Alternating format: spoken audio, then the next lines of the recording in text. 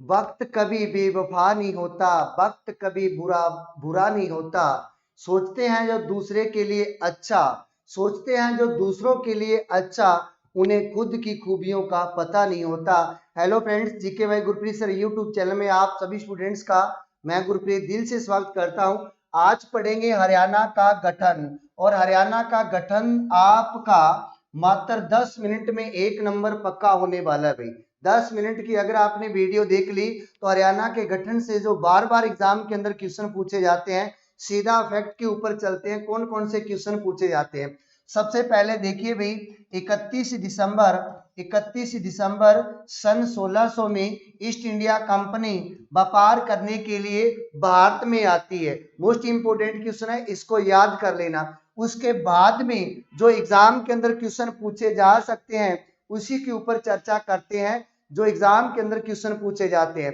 देखिए, हरियाणा कब बना, हरियाणा से पहले कौन सा जिला बना, बाद में कौन सा जिला बना, ये सभी स्टूडेंट्स जानते हैं। अब उसके बाद में क्या पूछा जा सकता है, इस समय कौन सी शताब्दी थी मेरे भाई? तो 17वीं शताब्दी थी। ठीक है, आगे देखिए आपसे पूछा जाएगा 1756-57 में हरियाणा किसके अधीन था? तो आपका राइट आंसर क्या होगा? हरियाणा मराठों के अधीन था। मोस्ट इंपोर्टेंट क्वेश्चन है, ये भी पूछा जा सकता है। 1756-57 में मराठों के अधीन क्या था मेरे भाई?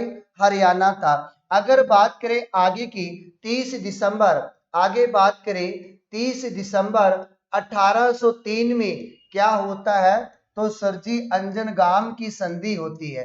किस गाम की संधि होती है? तो सरजी अंजन गाम की संधि होती है भाई। सरजी अंजन गाम कहां पर? तो अलवर में आता है। कहां पर आता है? तो अलवर में आता है। इस संधि में क्या होता है? दौलतराम सिंधिया ने मराठों के साथ मराठों के सेनापति दौलतराम सिंधिया ने ब्रिटिश ईस्ट इंडिया कंपनी के साथ संधि की और ईस्ट इंडिया कंपनी को हरियाणा को सौंप दिया। फिर ईस्ट इंडिया कंपनी का पूछा जाता है। 1809-10 में ईस्ट इंडिया कंपनी का हरियाणा के ऊपर पूर्ण रूप से अधिकार हो जाता है। बार बार एग्जाम के अंदर क्वेश्चन पूछे जाते हैं। ईस्ट इंडिया कंपनी हरियाणा को जहां पर दो भागों में बांट देती है। कितने भागों में? दो भागों में बांट देती है। असाइन टेरिटरी और दूसरा भाग कौन सा? समवर्ती क्षेत्र। इनका ढांचा चलाने के लिए जहां पर असाइन टेरिटरी एक भाग अपने अधिकार में रख लेती है, उसका एक रेजिडेंट नियुक्त कर देती है। अगर उसके बाद की बात करें, एग्जाम के अंदर यो क्वेश्चन पूछे जाते हैं। सीधा आपसे पूछा जाएगा, नए प्रशासकीय परिवर्तन कब हुए? 1819 में। 1819 में दो महत्वपूर्ण नए प्रशासकीय परिवर्तन होते हैं। एक तो रेजिडेंट को न्यायिक शक्तियां दी जाती है, इसके साथ साथ ही कमिश्नर की पोस्ट निकाली जाती है, और जो assign territory British east India company का जो भाग था, इसका रेजिडेंट होता था। असाइन टेरिटरी को तीन भागों में बांट देती है, उत्तरी डिवीजन, मध्य डिवीजन, दक्षिणी डिवीजन। उत्तरी डिवीजन का मुख्यालय किसे बनाया जाता है? हिसार को बनाया जाता है। ये मोस्ट इंपोर्टेंट क्वेश्चन रहेगा। मध्य डिवीजन का मुख्यालय किसे बनाया जाता है? दिल्ली को बनाया जाता है। दक्षिणी डिवीजन का मुख्यालय किसे बनाया जाता है? तो गुरुग्राम को बनाया जाता है। किसे बनाया जाता है मेरे भाई? तो गुरुग्राम को बनाया जाता है। उसके बाद की अगर बात करें, 1833-34 में 1833-34 में चार्ट अधिनियम के अनुसार हरियाणा को किस में मिलाया गया? तो उत्तर प्रदेश में मिलाया गया। मोस्ट इंपोर्टेंट क्वेश्चन है ये वाला, एग्जाम के अंदर पूछा जाता है। तो हरियाणा को किस अधिनियम तहत उत्तर प्रदेश में मिलाया गया? तो 1833-34 में मिलाया गया मेरे भाई। जो असाइन टेरिटरी वाला भाग होता था उत्तर प्रदेश में जाकर उसे क्या कर दिया गया? दिल्ली डिवीजन कर दिया गया। ये मोस्ट इंपोर्टेंट क्वेश्चन है। आगे आपसे एग्जाम के अंदर क्वेश्चन पूछा जा सकता है। 1858 से लेकर 1858 से लेकर 1966 तक हरियाणा किसका भाग रहा? तो आपका राइट आंसर क्या होगा? पंजाब का भाग रहा मेरे भाई। हरियाणा किसका भाग रहा? पंजाब का भाग रहा। कहां से कहां तक? या कह सकते हैं 1858 में हरियाणा को 1858 में हरियाणा को किस में मिला दिया गया? पंजाब में। और 1858 से लेकर 1966 तक हरियाणा किसका भाग रहा? पंजाब का भाग रहा। उसके बाद में आपको पढ़ाया गया था सर्वप्रथम 1925 में दिल्ली में आयोजित अखिल भारतीय मुस्लिम लीग का अधिवेशन होता है। इसमें परिजादा मोहम्मद हुसैन, कौन भाई? मोहम्मद हुसैन क्या कहता है? हरियाणा को दिल्ली में मिलाया जाए। हुसैन क्या कहता है? हरियाणा को किस में मिलाया जाए? दिल्ली में मिलाया जाए। उसके बाद में क्या होता है? 1928 में दिल्ली प्रदेश की एक कमेटी बनाई जाती है। इस बात को उचित ठहराया जाता है। 1931 में 1930 हम कह सकते हैं 1930, 1931, 1932 में क्या होता है मेरे भाई? ये गोलमेज सम्मेलन होते हैं, लंदन में होते हैं। लेकिन 1931 में द्वितीय गोलमेज सम्मेलन में कौन आता है मेरे भाई? अंग्रेज मेज सम्मेलन में कौन आता है? तो अंग्रेज आता है आपका योफ्री कार्वेट्स।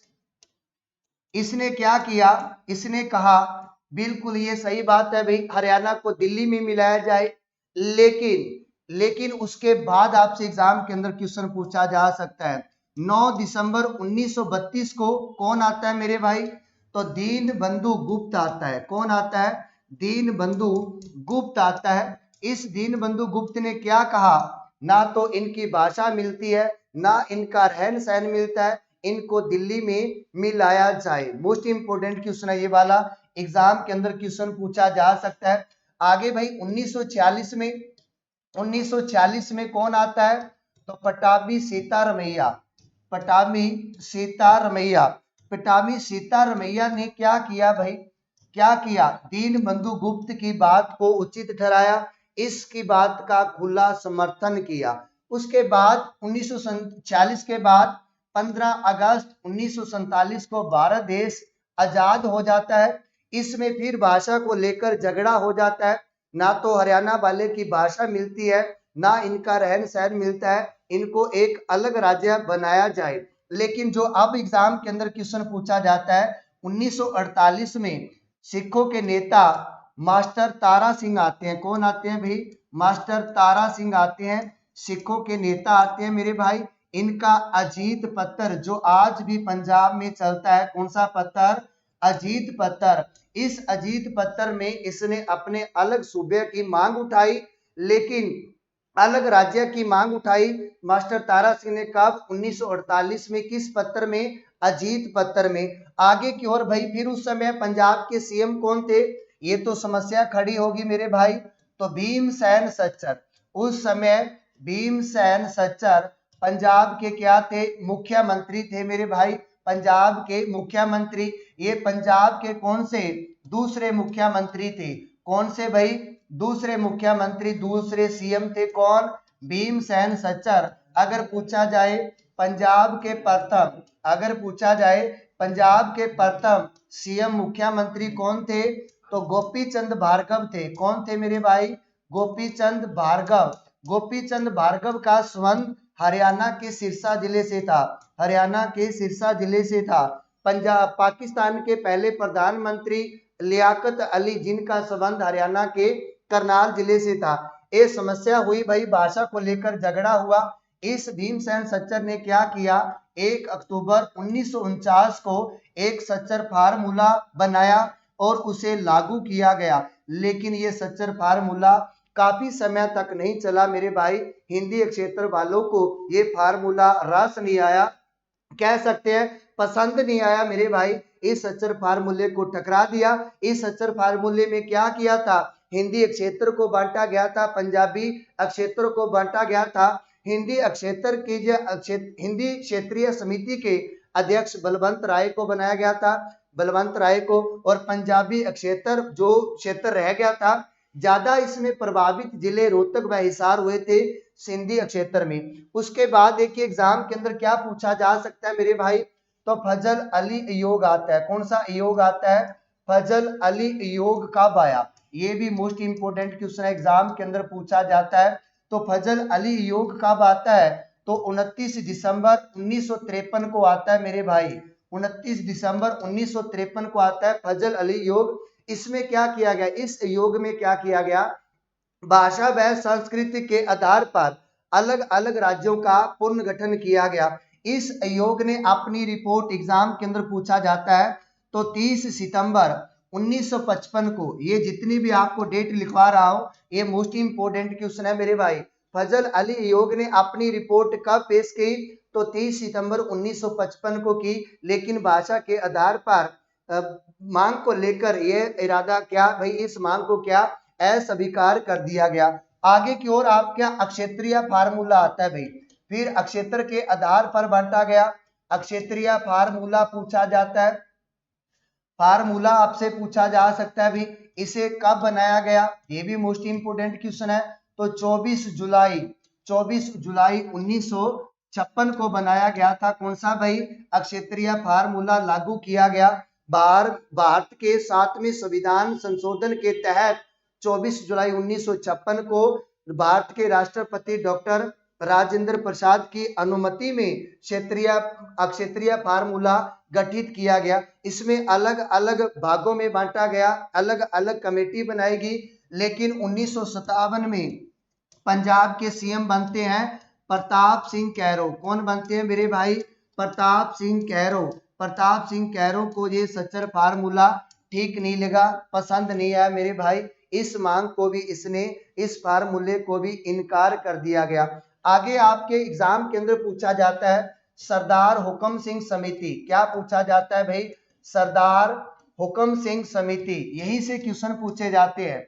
समिति, सरदार हुक्म सिंह समिति कब बनाएगी भाई, तो 23 सितंबर 1965 को बनाई गई थी। 23 सितंबर 1965 को बनाई गई थी। इसी के आधार पर हरियाणा भाषा के आधार पर अलग राज्य बना। 1953 में कौन सा, आंध्र प्रदेश बना था। इसी की सिफारिश पर भाई हरियाणा का गठन हुआ। इसी की सिफारिश पर हम कह सकते हैं। अगर बात की जाए आगे, इसी की सिफारिश पर क्या सीमा आयोग का गठन हुआ। किसका गठन हुआ मेरे भाई, सीमा आयोग का गठन हुआ। सीमा आयोग का दूसरा नाम जेसी शाह था। क्या, जेसी शाह था। सीमा आयोग का गठन कब होता है तो 23 अप्रैल 1966 को होता है। 23 अप्रैल 1966 को होता है जेसी शाह सीमा आयोग का गठन। लेकिन सीमा आयोग अपनी रिपोर्ट कब पेश करता है संसद में तो 31 मई 1966।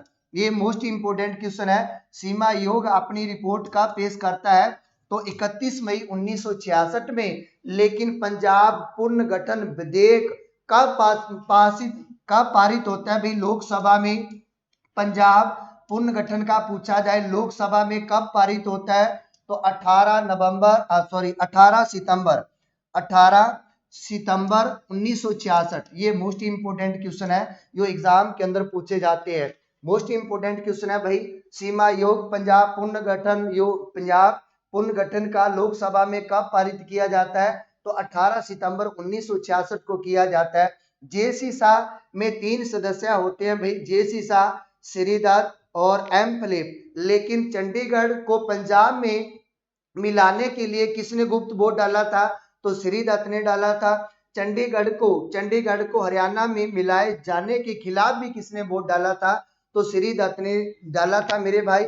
इसीलिए हरियाणा 18वें संविधान संशोधन के तहत 1 नवंबर 1966 को भारत का 17वां राज्य बना। पंजाब से 35.18% भाग लेकर अलग हुआ, जिसका क्षेत्रफल 44,212 वर्ग किलोमीटर था। ये 44,212 वर्ग किलोमीटर को प्रतिशत में लिखो तो 1.34% आता है। लेकिन हरियाणा का जो क्षेत्रफल है किस देश के समान माना जाता है तो डेनमार्क देश के साथ माना जाता है। ये मोस्ट इंपोर्टेंट क्वेश्चन है। जिस समय हरियाणा का गठन हुआ उस समय के राष्ट्रपति कौन थे, सर्वपल्ली राधाकृष्णन भाई।